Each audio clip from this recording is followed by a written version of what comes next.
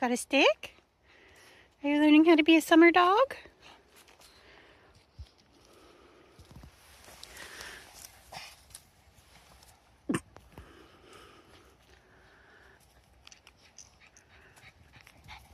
Careful.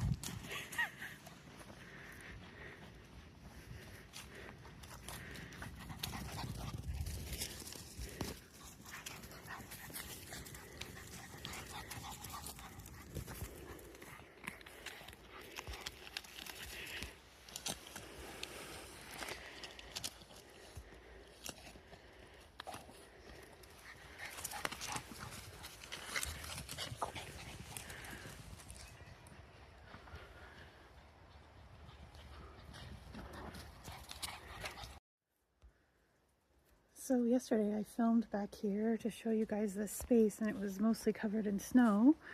And today we have this bright, beautiful sunshine. So the snow is melted. For the most part, there's still, you know, these little patches. But this is basically what I'm working with. It's kind of gross back here, like a lot of the property. But I'm going to get some cardboard laid down and some fresh compost, and there's still a bunch of leaves on the property, so I'm gonna get some leaf mulch and start building some raised beds so that I can go ahead and kind of turn this into my gardening space.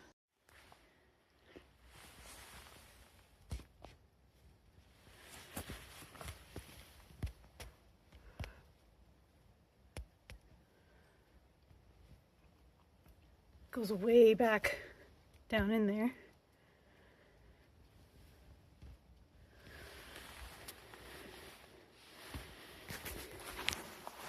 Like I can stand in this ditch, and then it goes a good 1.5 feet back from right here, back in there.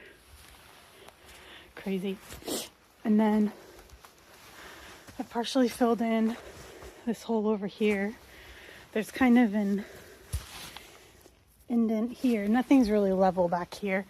And then there was a similar like caved out hole here that went under this slab. So I filled most of this in. It'll need to be tamped down and then, you know, filled back in some more. But I also got, you can see trash hanging on the fence over there, and I threw a bunch of trash just over the fence. There was just a bunch of garbage in here. So I'm getting it all cleaned off. I'm going to keep doing what I've done here, where I'm just kind of scraping the top edge and flipping it over. And then I'll go ahead and put cardboard everywhere.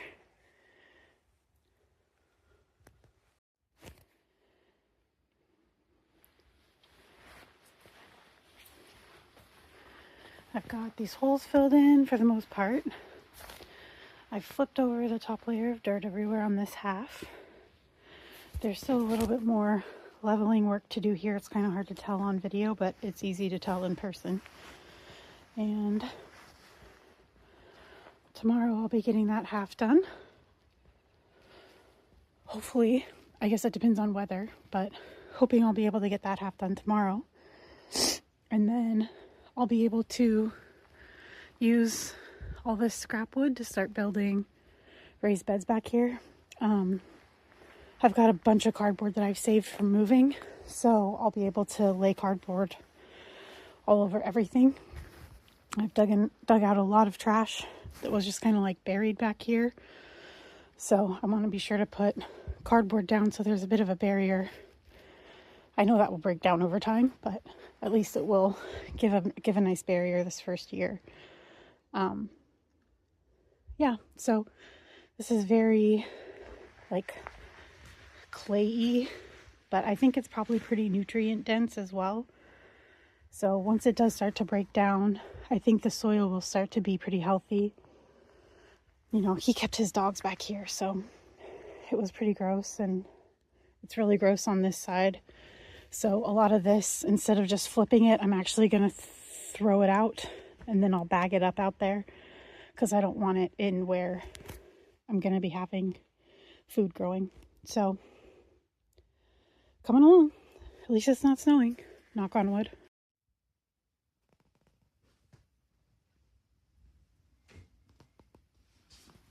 Due to all this, it's back to only indoor projects.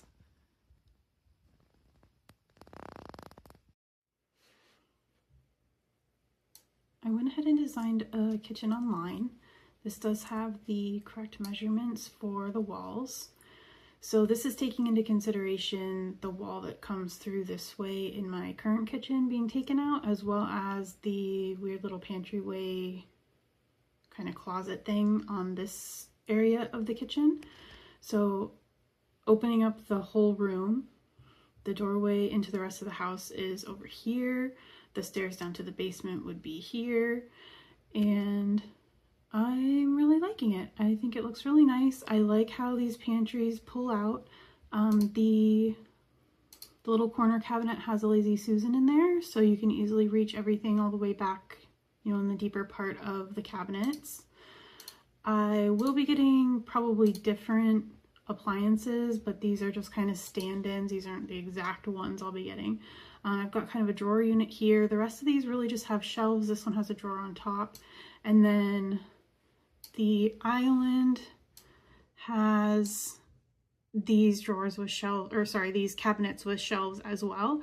And then it doesn't quite look correct because I don't think I selected the correct cabinet, but basically this will be a little bit more narrow so that there's more of an overhang with this countertop, and then I'll be able to put bar stools here to sit at the island so that it is kitchen and dining all in one.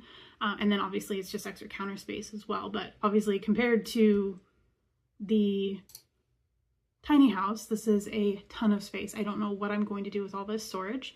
I am also going to get an extra one of these countertops that I can cut in half lengthwise this way, and I'm going to do some open shelving on this big wall here.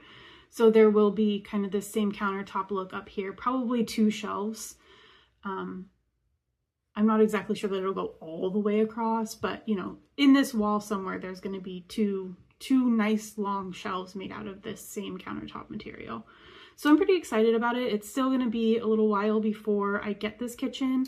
I am hoping with the weather, the way it's been, I'm going to be focusing on some inside work, which means I'll be able to get the floor ripped up in there and get it ready for the demolition while I'm waiting on the asbestos test to come back. And then obviously the second I get the asbestos test back, I'm either going to find somebody that can remove the asbestos for me, or I'll be able to take that wall out myself if it's not asbestos and then move forward with the rest of the demolition.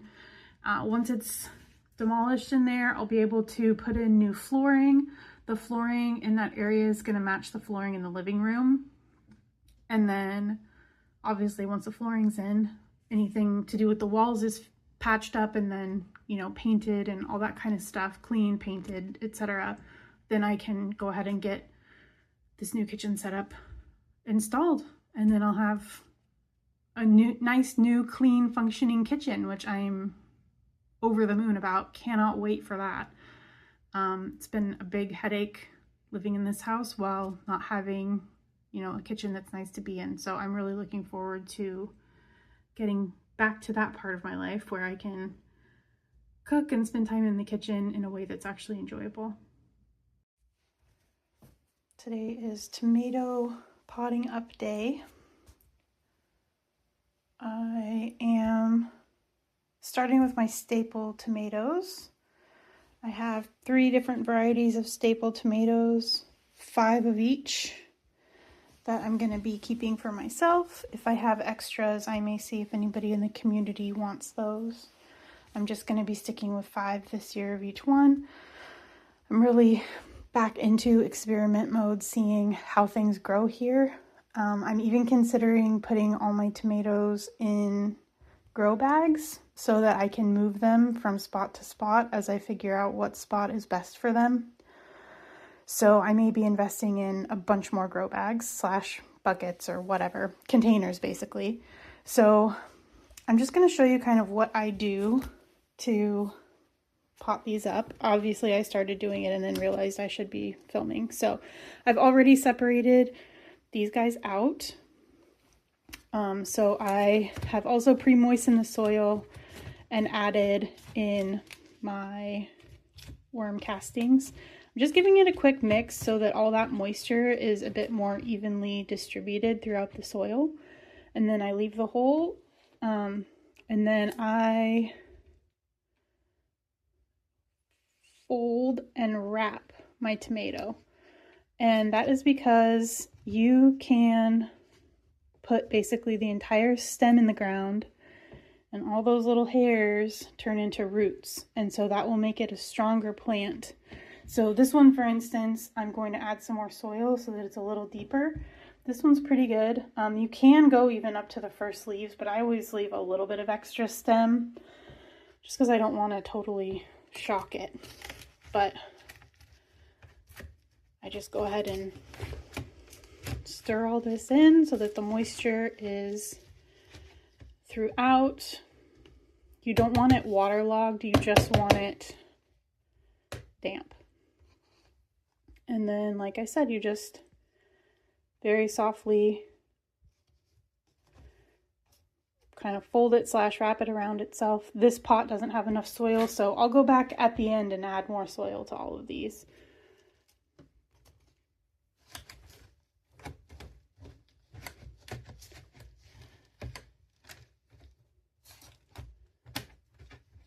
So this pot probably doesn't have quite enough water. So just add a little extra in. And stir it around. Make sure there's really some good moisture in there. I know a lot of people dump all their soil into big huge containers and stir it around that way, and that definitely works. I just don't really have the setup for that right now. So I'm doing it in each individual pot. This one is particularly long, so I'm literally going to, it's a little more challenging with one hand, but there we go. Just kind of tuck it in pretty deep, and then I'll add more soil on there. And then once I add more soil on top, I'll also water all these in. So I'll have San Marzano, Amish paste, and Scotia tomatoes. Scotia are determinate, so they only get so big. The rest of these are indeterminate, so they'll get gigantic.